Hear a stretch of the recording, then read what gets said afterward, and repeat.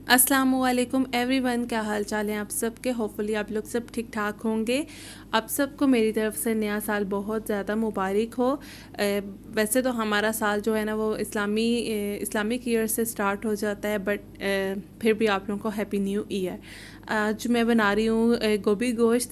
साल के पहले दिन तो यहाँ पर जो है ना आज गोभी गोश्त बन रहा है, जिसके लिए मैंने गोश्त बॉईल करके रख लिया है। साथ में आलू गोभी मैंने कटिंग कर ली है, प्याज और टमाटर की भी। और आइए मिलकर बनाते हैं बहुत ही मज़ेदार सा गोभी गोश्त। यहाँ पर मैंने एक कढ़ाई ली है, उसके अंदर मैंने ऑयल डाला है और प्याज डाल लिया है। मसाला मैं बिल्कुल वैसे ही भूनूंगी जैसे मैं डेली खाने के लिए मसाला भूनती हूँ। और क्योंकि सब्ज़ी का जो है ना मेन एक ही रेसिपी होती है बनाने की। और गोश्त जो है वो मैंने कल यखनी पुलाव बनाया था, उसके अंदर से मैंने थोड़ा सा निकाल कर रख लिया था। यखनी भी उसकी निकाल के मैंने रख ली थी। और आप लोगों का नया साल कैसा शुरू हुआ और आप लोगों ने पहला दिन कैसा गुजरा आपका, बताइएगा ज़रूर। और बस अल्लाह ताला हमारे लिए सब के लिए ये नया साल जो है मुबारक साबित करे। और जो गुज़र गया और बस वो भी अच्छा था, और आने वाले साल भी अल्लाह ताला हम सब के लिए अच्छे और मुबारक साबित करे, आमीन। यहाँ पर अब मैं मसाले की बुनाई कर रही हूँ, अदरक लहसुन पेस्ट वगैरह डालकर।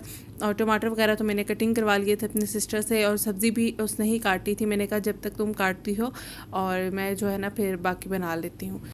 और कल की वीडियो आपको कैसी लगी थी, जिसके अंदर मैंने यखनी पुलाव बनाया था और रसमलाई। आप लोगों ने रसमलाई वो ज़रूर ट्राई करनी है, वो बहुत मज़े की बनी थी। और जितनी मैंने बनाई थी फ़ौरन उसी टाइम जो है वो हम लोगों ने खा ली थी जब ठंडी हो गई थी, और बहुत मज़े की बनी थी।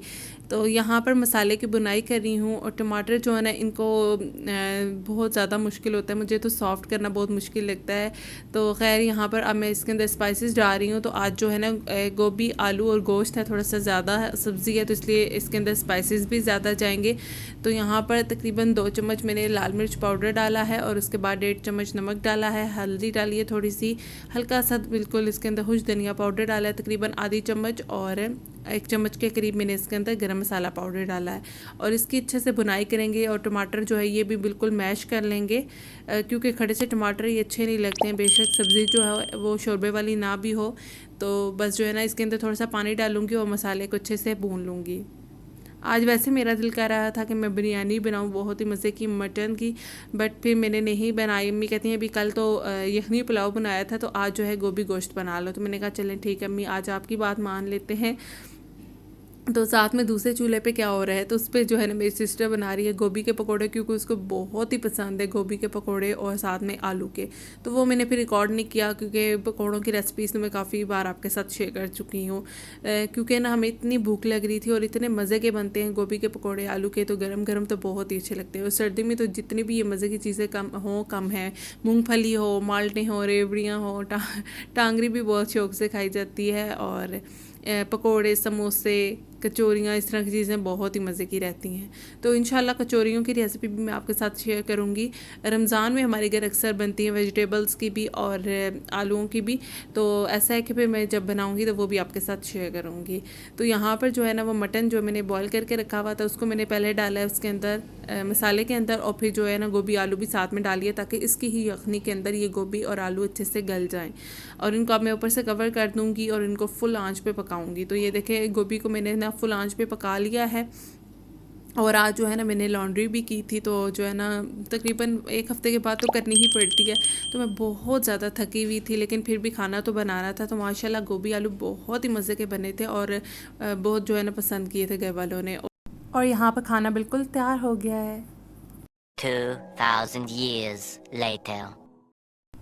तो यहाँ पर सुबह हो चुकी थी, और रात में फिर मैंने जो है ना उसके बाद खाना बनाने के साथ ही साथ ना आटा भी गूंद लिया था, आटा नहीं था। और फिर जो है ना मैंने रोटियां भी बनाई थी, और साथ में फिर मैंने खाना वगैरह खाया था, और उसके बाद चाय भी बनाई थी। लेकिन मैंने कुछ भी शूट नहीं किया। अभी मैंने आपको बताया, अभी ये मैं लॉन्ड्री की थी तो बहुत ज़्यादा थक गई थी, इस वजह से फिर मैंने बाकी चीज़ें शूट नहीं की। तो यहाँ पर फिर डायरेक्ट सुबह हो गई थी, और यहाँ पर मैं बना रही हूँ नाश्ता। नाश्ते के लिए अभी मैं पेड़े कर रही हूँ, और साथ ही मैंने जो है ना सबसे पहले उठकर जो है ना किया है पानी गर्म किया है और पीने के लिए नीम गर्म पानी पिया है, अम्मी को भी पिलाया है। और ये है हम लोग जो है ना सर्दी में इसी तरह से होता है कि नीम गर्म पानी सुबह उठकर पीते हैं, वो बहुत अच्छा रहता है। ठंडा बिल्कुल भी दिल नहीं करता, सर्दी बहुत ज़्यादा है ना। फिर उसके बाद मैंने ना सालन गर्म किया रात वाला, गोभी गोश्त, और साथ में अभी मैं पेड़े कर रही हूँ और अभी मैंने चाय भी रखनी है। तो सुबह उठ कर ना फिर दोबारा से वही रूटीन शुरू हो जाती है, काम काम काम। और जब से अम्मी थोड़ी सी बीमार हुई है ना, तो ये है कि मैं ना रूटीन मेरी काफ़ी अच्छी हो गई है। मैं जो है ना अब काम सब जो है ना अच्छे से कर लेती हूँ।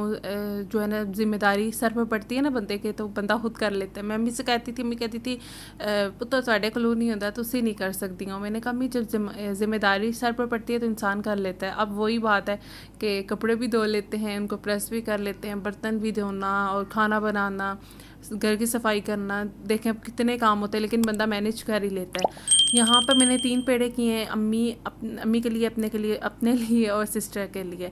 तो यहाँ पर मैं एक खुश रोटी बनाऊँगी अम्मी के लिए, क्योंकि अम्मी जो है ना वो पराठा नहीं खाती हैं और चाय भी मीठी नहीं पीती हैं चीनी के बगैर।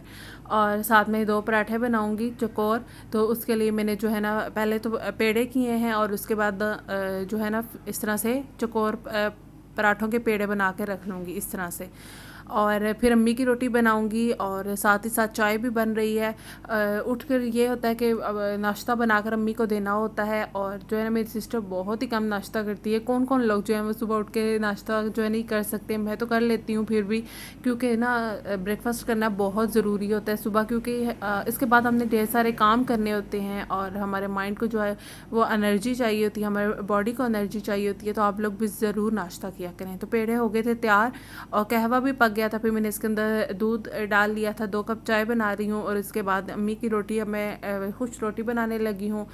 बस सुबह उठ की ज़िम्मेदारियाँ इतनी होती हैं कि बंदा कहता है जल्दी जल्दी से सारे काम हो जाए, लेकिन टाइम लगता है सब काम होने में। तो मेरी कौन कौन सी बहनें जो है ना वो इस तरह से ज़िम्मेदारी से सारे काम करती हैं और कौन कौन सी बहन जो है वो थोड़ी सी डंडी मार जाती है, काम चोरी दिखाती है, वो भी ज़रूर बताइएगा। होता है कोई कोई होता है कि वो कहते हैं हाय आज काम ना करो, खैर है कुछ नहीं होता।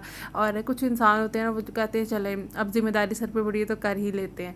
तो खैर है कोई बात नहीं, कोई बात नहीं। आप लोग फील नहीं करना कि हमें ये कह रही हैं। मैं वैसे बोल रही हूँ कि कुछ लोग होते हैं इस तरह के। मेरी बहन भी है ना छोटी, भी थोड़ी सी कर जाती है सुबह, तो बिल्कुल वो रज़ाई से निकलती ही नहीं है। वो कहती है हाय मुझे थोड़े से सोने दें, आप ही थोड़े से सोने दें। मैं कहती हूँ उठ जाओ, तुम उठोगी तो काम सारे फिर ज़ाहिर है वो कंप्लीट होंगे, कुछ तुम करोगी कुछ मैं करूँगी। तो बस इसी तरह से जो है ना वो फिर पूरा दिन गुजर जाता है। तो देखें अब ये इस तरह से मैंने जो है ना पराठा बना लिया। उसका पराठा मैंने अपनी बहन का नहीं बनाया, वो खुद ही अपना नाश्ता अब बनाएगी। मैं तो अब नाश्ता करूँगी और पराठे के ऊपर ही मैं गोभी गोश्त डालूँगी और नाश्ता करती हूँ। मिलती हूँ अब आपको नेक्स्ट वीडियो में, तब तक के लिए अल्लाह हाफिज़, बाय बाय।